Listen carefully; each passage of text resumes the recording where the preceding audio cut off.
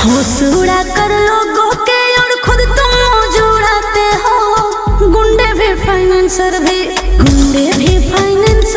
और क्या क्या करना चाहते हो। गुंडे भी फाइनेंसर भी रहते वकील के केसवा हम खुदे से लड़ियोगे।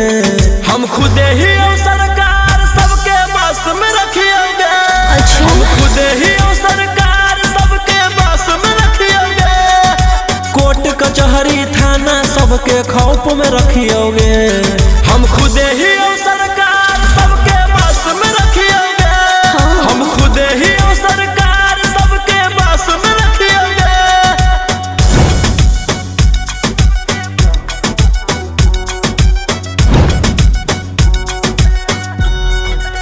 Vicky Vox.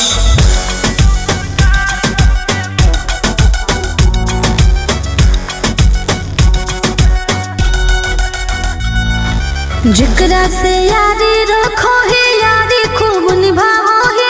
सीधे तोरा कॉल लागो व्हाट्सएप कॉल उठाओ ही। हम मजनू नहीं जे लेकिन पर माराबो। जे करतौ हमर मान छौड़ी उहे कराबो। रोक टोक ना करो कोई कल काम जे करियोगे। हम खुदे ही सरकार सबके बस में रखियोगे।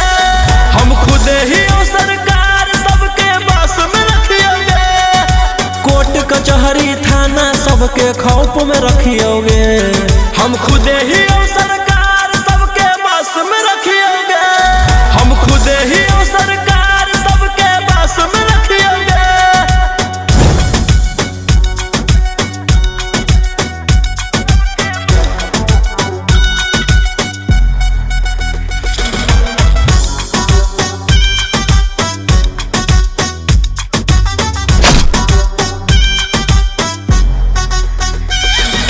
खुदे करो ही मैटर और खुदे ले ही सलाट रे।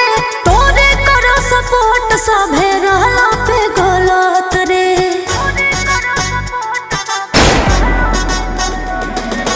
केरा में हो गई हिम्मत के जे बोलते मोर खिलाफ।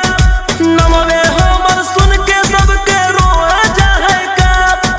राजा रौशन रोहिया मारे में नहीं चुकियोगे। हम खुदे ही सरकार सबके बस में रखियोगे। हम खुदे ही सरकार सबके बस में रखियोगे। कोर्ट कचहरी थाना सबके खौफ में रखियोगे। हम खुदे ही सरकार